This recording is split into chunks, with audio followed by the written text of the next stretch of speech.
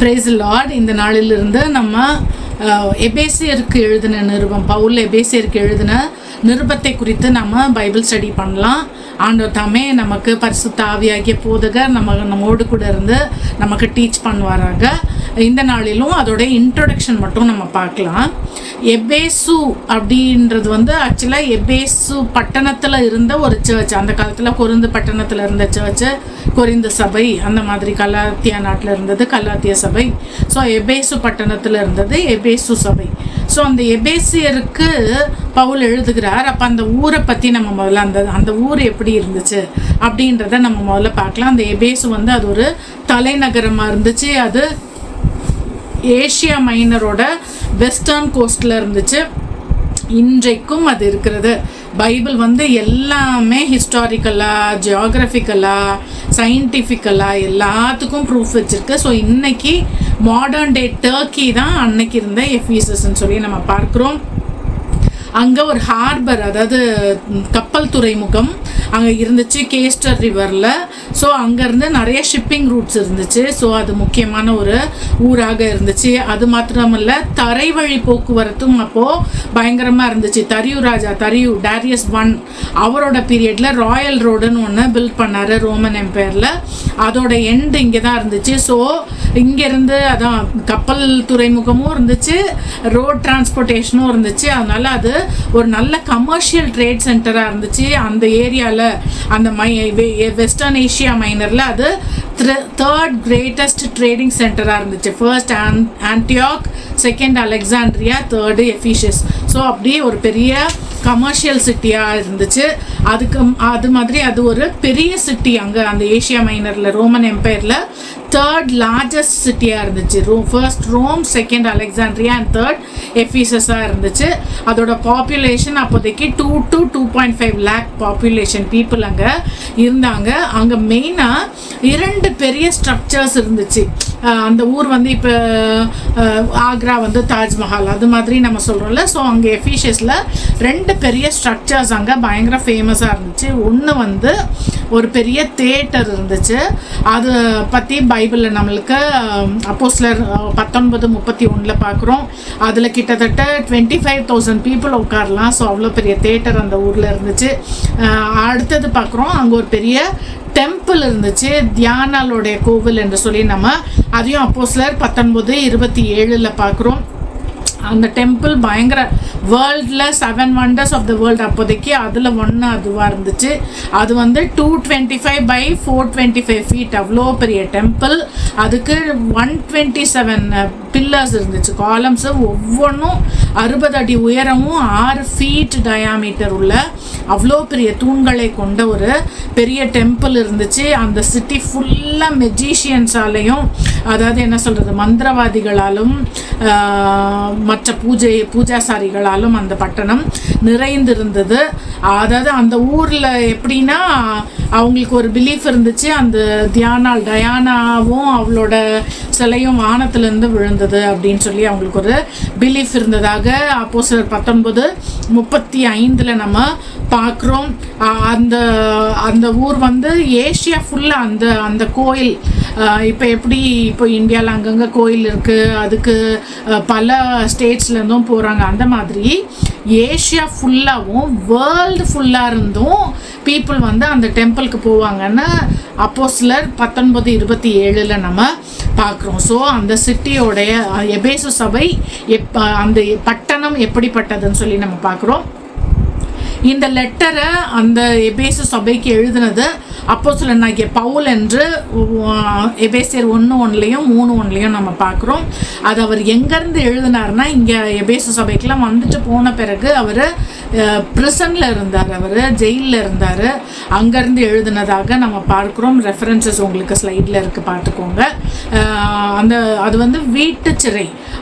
அப்போஸ்தலர் 28 நான் 14-31 வரைக்கும் பார்க்குறோம். அது வீட்டு சிறையில் இருந்த ரூமில் அங்கே அவர் இருக்கும் பொழுதும் நிறைய பேர் அவரை மீட் பண்ணுறதுக்கு பெர்மிஷன் இருந்துச்சு. அப்போவும் he was preaching the gospel of Christ. அப்போவும் அவர் அங்கே ப்ரீச் பண்ணிட்டு இருந்தார். இது அவர் எழுதின காலம் கிபி 60 62 இன் பிட்வீன் தேட்னு சொல்லி நம்ம பார்க்கிறோம். யாருக்கு இவர் இதை எழுதுகிறார் என்று சொன்னால் எபேசுவில் இருந்த விசுவாசிகளுக்கு அவர் எழுதுகிறார். அங்க இருந்த விசுவாசிகள், அங்கே இருந்த புதுசாக ஜீசஸ் கிரைஸ்டை பிலீவ் பண்ண அந்த பிலீவர்ஸ்க்கு அவர் எழுதுகிறார். அவங்க மேக்சிமம் ஜென்டைல்ஸாக இருந்தாங்கன்னு சொல்லி நம்ம எபேசியர் 1:1 2:11, அதாவது புறஜாதியார், யூதர்கள் இல்லாமல் புறஜாதியாராக இருந்த புதிதாய் இருந்த விசுவாசிகளுக்கு அங்கே அவர் எழுதுகிறார் என்று சொல்லி நம்ம பார்க்கிறோம். சரி, இவர் பவுல் எப்போ முதல்ல அங்கே எபேசு பட்டணத்துக்கு போனார், அந்த சர்ச்சுக்கு எப்போ ஃபர்ஸ்ட் என்ட்ரி கொடுத்தாருன்னா, இவர் ஆக்கிலா பிரிஸ்கிலாலாம் அந்த கொரிந்தில் இருந்தாங்கல்ல, இவங்களுக்கு ஏற்கனவே அவங்களோட ஊரில் ப்ராப்ளம் இருந்துச்சு ரோமில். ஸோ இவங்க கொரிந்துக்கு போகிறாங்க. அந்த கொரிந்துலேருந்து அந்த பட்டணத்துலேருந்து இவர் ஆக்கிலா பிரிசில்லாவோட சேர்ந்து அங்கே எபேசுக்கு போகிறார். ஆக்கிலா பிரிசில்லா இவரே மாதிரி அவங்க டென்ட் மேக்கர்ஸ் இல்லை, கூடாரம் செய்கிறவர்கள். ஸோ அவங்களோட கூட சேர்ந்து இவர் அந்த எபேசுக்கு போனார். ரொம்ப அந்த ஃபர்ஸ்ட் விசிட் வந்து ரொம்ப ப்ரீஃபாக தான் இருந்துச்சு, கொஞ்ச நாள் அங்கே இருந்தார். அதுக்கிடையில் அப்பல்லோன்றவர் அந்த எபேசுக்கு வருகிறார். அவர் கிரைஸ்டை ப்ரீச் பண்ணுறதுக்குன்னே வராரு. ஸோ இவர் அப்பல்லோ அந்த ஆக்கிலா பிரிசில்லாவெல்லாம் அங்கேயே விட்டுட்டு இவர் ஜெருசலேமுக்கு போயிடுறாரு. இது வந்து அவருடைய செகண்ட் மிஷனரி ஜேர்னி. அப்போது அவர் ஃபர்ஸ்ட் விசிட்டு எபேசுக்கு அவர் கொடுக்கிறதை நம்ம பார்க்குறோம். ஆனால் நான் திருப்பி வருவேன் அப்படின்னு சொல்லி அவர் ஆசையாக அப்போஸ்தலர் 18:19 21 வரைக்கும் அவருங்க ஆசையாய் சொல்லி போகிறதை பார்க்குறோம். நான் திருப்பி வருவேன்ப்பா, நான் வந்து உங்களை பார்ப்பேன், எனக்கு ஆசையாக இருக்குன்னு சொல்லி அந்த மாதிரி சொல்லிட்டு போகிறார். அடுத்தது இவர் அவருடைய செகண்ட் ட்ரிப் எஃபீசஸ்க்கு வராரு. அது எப்போ வராருன்னா அவரோட தேர்ட் மிஷனரி ஜேர்னி அப்போ அவர் கிபி 53 அவர் வராரு. வரும்பொழுதே அங்கே அவர் ஒரு குட்டி சர்ச் பார்க்குறாரு. அங்கே 12 பேர் ஏற்கனவே யோவான் ஸ்நானனால அவங்க பேப்டிசம் எடுத்தவங்க இருந்தாங்க. அவங்களுக்கு கொஞ்சம் சீர்திருத்தங்களை அவருங்க பண்ணுகிறார். அங்கே இருந்த ஜெப ஆலயத்தில் அவர் ஒரு 3 மாதம் அளவும் அவர் அங்கே பிரசங்கிக்கிறார். அங்கே நிறைய பேர் ரட்சிக்கப்பட்டாங்க, நிறைய பேர் எதிர்த்தாங்க. உடனே அவர் அங்கே நிந்தித்தாங்க. அங்கேருந்து தேவாலயத்தை விட்டு விலகி திறன்னு என்பவனுடைய வித்தியாசாலயம், அவருடைய ஸ்கூல் ஒன்று, அதில் ஒரு ஹாலை எடுத்து அங்கே அவர் 2 years 2 வருஷம். ஸோ நம்மளுடைய கணக்குப்படி ஏற்கனவே 3 மாதம், இப்போ ஒரு 2 வருஷம் அந்த எபேசுவில் இருந்து அவர் நல்லா ப்ரீச் பண்ணுறாரு, டீச் பண்ணுறாரு. அங்கே இதெல்லாம் அப்போஸ்தலர் 19ஆம் அதிகாரத்தில் நம்ம பார்க்குறோம். அங்கே அவர் அங்கே இருந்த அநேக ஏஷியா ஃபுல்லாக இருந்த ஜூஸ் அண்ட் கிரீக் பீப்புள் வந்து இயேசு கிறிஸ்துவோடைய வசனத்தை கேட்குறாங்க. இவர் மூலமாக நிறைய விசேஷமான அற்புதங்கள், இவருடைய ஹேண்ட்கர்ச்சிஃப் ஷால்லாம் போட்டாலே அங்கே அற்புதங்கள் நடக்குது. அப்படி ஆண்டவருடைய நாமம் அவர் மூலமாய் மகிமைப்படுகிறது. இது மாதிரி நடந்துட்டு இருக்கும் போதே அங்கே பாருங்களேன், ஒரு யூத பிரதான ஆசாரியன் ஸ்கேவா, அவருடைய பையன்க 7 பேர் வந்து என்ன செய்கிறாங்க, இவர் செய்கிற அற்புதங்களை பார்த்து அவங்க அந்த இயேசுவின் நாமத்தை பிசாசு விரட்டுறதுக்கு, அப்போ பாருங்களேன் ஏற்கனவே அவங்க அங்கே அந்த யூத ரபிக்கள் அவர்கள் அங்கே மந்திரங்களை யூஸ் பண்ணியிருக்காங்க. ஸோ அவங்க இவரை பார்த்துட்டு இயேசுவின் நாமத்தை யூஸ் பண்ணுறாங்க. அந்த பிசாசுகள் அவங்கள எதிர்த்து பலாத்காரம் பண்ணி அவங்களை காயப்படுத்தி அனுப்புகிறத நம்ம படிக்கிறோம். ஆனால் அதுக்கு பிறகு பார்த்தீங்கன்னா இவர் பால் மூலமாக முதல்ல அங்கே மனம் திரும்புகிறதே அந்த எஃபீசஸில் இருந்ததுன்னா மெஜிஷியன்ஸ் தான், மந்திரவாதிகள் தான் அவங்க அங்கே மனம் திரும்புகிறாங்கன்னு பார்க்குறோம். அவங்க மந்திரவாதிகள் வந்து எவ்வளோ கிட்டத்தட்ட 50,000 வெள்ளி அவ்வளோ மதிப்புள்ள அவங்களுடைய மேஜிக் புக்ஸ், அந்த மந்திரம் சொல்கிற புக்ஸ் அவங்க என்ன செய்கிறாங்கன்னா கொண்டு வந்து எரிக்கிறாங்க. 50,000 வெள்ளினா ஒரு நாளைக்கு 1 வெள்ளி சம்பளம். அப்போ பார்த்துக்கோங்க அவ்வளோ ப்ரெஷியஸான அவ்வளோ புக்ஸை போட்டவங்க எரிக்கிறதை நம்ம பார்க்குறோம். அதுக்கு ஸோ அங்கே அப்புறம் இவருடைய அற்புதங்கள் அடையாளங்கள்லாம் நடக்குதுன்னு சொல்லி நம்ம பார்க்குறோம் அருமையானவர்களே. ஸோ இங்கே இந்த 2 years இருக்கும்போது இதெல்லாம் செய்கிறாரு. அதுக்கு பிறகு என்ன ஆகுதுன்னா அந்த இவர் வந்து அங்கே ப்ரீச் பண்ணுறதை வச்சுட்டு அந்த தியானால் கோயிலுக்கு சிலை செய்கிற அந்த தட்டான்களுடைய தொழில் அங்கே பாதிக்கப்படுகிறது. ஏன்னா இவர் பால் வந்து ப்ரீச் பண்ணுறாரு, பண்றாரு. என்ன ப்ரீச் பண்றாருன்னா, கையால் செய்த தேவர்கள் எல்லாம் தேவர்கள் இல்லைன்னு அவர் ப்ரீச் பண்றாரு. அதை வச்சு அவங்க தேமோத்திரியோன்ற ஒருத்தர் அங்க அவருடைய தொழிலாளர்கள் எல்லாம் சங்கத்தை கூட்டி அங்க பயங்கரமா எதிர்ப்பும் பயங்கரமான கலவரமும் நடக்குது. ஸோ அவர் மிகவும் அவசரமாக இவர் அந்த எபேசுவை விட்டு வெளியே போக வேண்டியது ஒரு சூழ்நிலை அங்க அவருக்கு ஏற்படுகிறதை பார்க்கிறோம். ஸோ இதுதான் அவர் அங்க இருந்த நாட்களிலே நடந்தது. அதற்கு பிறகு பார்க்குறோம், இவர் நம்மளா இருந்தா என்ன அந்த ஊரோடைய தூசியை உதறிட்டு போடான்ட்டு போயிடுவோம். ஆனா அவர் அப்படி இல்லை. திரும்ப அவர் இன்னொரு ஊர்ல போய் இருந்துட்டு அங்கிருந்து திருப்பி ரிட்டர்ன் ஜெருசலேமுக்கு போகும்போது, ஜெருசலேமுக்கு பெந்தேகோஸ்தே பண்டிகைக்காக அவர் போகிறார். போகும்போது திருப்பி மில்லட்டஸ்ன்ற ஒரு ஐலாண்ட்ல வந்து இருந்துட்டு அங்கிருந்து எபேசு சபையில இருந்ததான மூப்பர்களை வர சொல்லுங்க, நான் அவங்கள பார்த்துட்டு போறேன்னு சொல்லி அங்க அவங்கள வர சொல்லுகிறார். இது அப்போஸ்தலர் 20ஆம் அதிகாரம் 17ஆம் வசனங்கள்ல இருந்து பார்க்கலாம். இது கிபி 57 நடந்தது. ஸோ அவங்க வராங்க, அவங்களோட பாருங்களேன் சபையின் மூப்பர்கள் அங்கே வரவழைச்சு அவங்களோட பயங்கரமாக பேசுகிறாரு. நான் அவங்களுக்கு எல்லாம் டீச் பண்ணிட்டேன், ஒன்றுமே நான் மறைச்சி. இதுதான் நம்மக்கிட்ட இருக்கணும். நம்ம யாரெல்லாம் கிறிஸ்துவுக்குள்ளார சீஷர்களாய் பிள்ளைகளாய் நம்ம வளர்க்குறோமோ நமக்கு தெரிஞ்சது எல்லாம் நான் சொல்லிட்டேன். நான் உங்களுடைய ரத்தம் அப்படி சொல்கிறாரு, உங்களுடைய எல்லாருடைய ரத்த பழிக்கும்னா நீங்களாகி சுத்தமாக இருக்கிறேன் அப்படின்னு சொல்லி அவர் சொல்கிறாரு. அவர் சொல்கிறார், பரிசுத்த ஆவியானவர் தான் உங்களை அந்த சர்ச்சுக்கு லீடர்ஸாக எல்டர்ஸாக வச்சிருக்கிறாரு. அதனால் ஜாக்கிரதையாக மாறுபாடானவர்கள். நான் உங்களுக்கு இவ்வளோ நாளும் கிளியரா சொல்லி கொடுத்துட்டேன், இதுதான் கிரைஸ்டோட டாக்டர்ன்ஸ்னு. இனிமே இதுதான் ஒரு சர்ச்சை பில்ட் பண்றது, ஃபவுண்டேஷன் போடுறது, ட்ரூத்தை சொல்றது அவ்வளோ கஷ்டம். அதை பில்ட் பண்ணி வச்சுட்டு போவோம். சும்மா ஈஸியா சைட் ட்ராக்ல வந்து யாராவது நுழைஞ்சிட்டு ஈஸியா அவங்கள ஏமாத்துவாங்க. அவர் அப்படியே சொல்றாரு, ஓனாய் வரும், தப்பான உபதேசத்தை சொல்லி கொடுக்குறவங்க வருவாங்க, நீங்க கேர்ஃபுல்லா இருங்கன்னு சொல்றாரு. அப்புறம் நான் இது வரைக்கும் உங்ககிட்ட எதுவுமே வாங்கல, நானே என்ன செஞ்சேன், வேலை செஞ்சு நான் எல்லாம் பார்த்துக்கிட்டேன் அப்படின்னு சொல்லி அவர் அங்கே சொல்லுகிறார். அவங்களோட கூட சேர்ந்து முழங்கால் போட்டு ஜெபம் பண்றாரு. அதுக்கு பிறகு அவங்க இவரை, நான் இனிமேல் திருப்பி உங்களை பார்க்கறது கஷ்டம்னு சொல்றாரு. எல்லாரும் அவரை கழுத்தை கட்டி பிடிச்சி அங்கே அவரை வழி அனுப்புகிறதை நம்ம பார்க்கிறோம். இந்த டைம்ல இவர் அந்த எபேசுவில் இருந்த அந்த 2 இயர்ஸ்ல பார்க்குறோம். அப்போஸ்தலர் 19:10 பார்க்குறோம், ஏசியா ஃபுல்லா இருந்து எபேசுக்கு வந்து கர்த்தருடைய வசனம் இங்கிருந்து அந்த எபேசு பட்டணம் எப்படி ட்ரேடிங்க்கு காமர்ஸ்க்கு டிரான்ஸ்போர்ட்டேஷனுக்குலாம் ஃபேமஸாக இருந்துச்சோ அதே மாதிரி கர்த்தருடைய வசனம் அங்கேருந்து பரம்புகிறதற்கு. ஸோ அதுதான் அந்த ஊரில் இருந்த ஃபேசிலிட்டிஸ் அங்கே இருந்து கர்த்தருடைய வார்த்தை பரம்புகிறதற்கும் அது பிரயோஜனமாக இருந்ததுன்னு சொல்லி நம்ம பார்க்குறோம். இதோட சரி நான் போயிட்டேன், அதோட அவ்வளோதான் அந்த சர்ச் அப்படின்னு விடலை. அதுக்கு பிறகு இவர் தீமோத்தேயுவை ட்ரெயின் பண்ணுறாருல, இவர் டிசைபிள்ஷிப் பண்ணுறார். தீமோத்தேயுக்கு 1 தீமோத்தேயு 1ஆம் அதிகாரம் 3 நாளில் அவர் எழுதுறாரு, நீ இப்போ எபேசுல கொஞ்ச நாள் போய் ஸ்டே பண்ணு. அவங்களுக்கு மெயினாக இந்த மாதிரி ஃபால்ஸ் டீச்சர்ஸு, கள்ள போதகர்கள், கள்ள தீர்க்கதரிசிகள் வருவாங்க, இந்த மாதிரி வேற்றுமையான உபதேசங்களை போதிப்பாங்க.